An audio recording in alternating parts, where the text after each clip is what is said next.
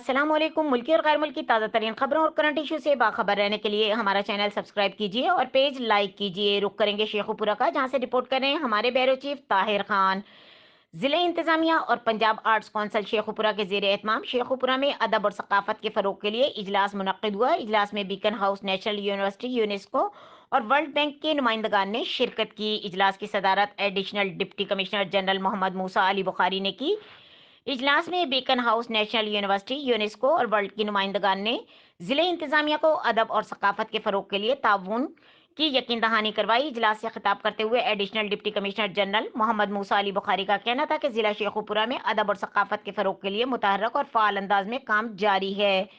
ادب اور ثقافت کے فروغ کے لیے پنجاب آرٹس کونسل شیخوپورہ کے ساتھ ہر ممکن تعاون جاری رکھا جائے گا۔ ایڈیشنل ڈپٹی کمشنر جنرل نے کہا کہ شیخوپورہ میں ثقافت کے حوالے سے بیش بہا ٹیلنٹ موجود ہے۔ آرٹسٹوں کو اپنا ٹیلنٹ عیاں کرنے کے مواقع فراہم کرنا اہمیت کا حامل ہے، کیونکہ ثقافتی سرگرمیوں کے ذریعے معاشرے میں برداشت کے کلچر کو فروغ ملتا ہے۔ انہوں نے کہا کہ ضلع انتظامیہ ثقافت کے فروغ کے لیے دن رات کوشاں ہیں اور حکومت کے مؤثر اقدامات کے باعث پنجاب میں ثقافت کو ایک نجی پہچان ملی ہے۔ اجلاس میں district information officer Faisal Javed, assistant director Punjab arts council Sheikhupura Imran Raza, deputy director social welfare Amna Alam, deputy director population welfare Saima Shakoor, deputy director colleges Uzma Idrees, Imran Amin, professor doctor Akram Sra, Taira سرا بھی موجود تھیں۔ مزید خبروں اور اپڈیٹ کے لیے دیکھتے رہیں کے نیوز چینل انٹرنیشنل۔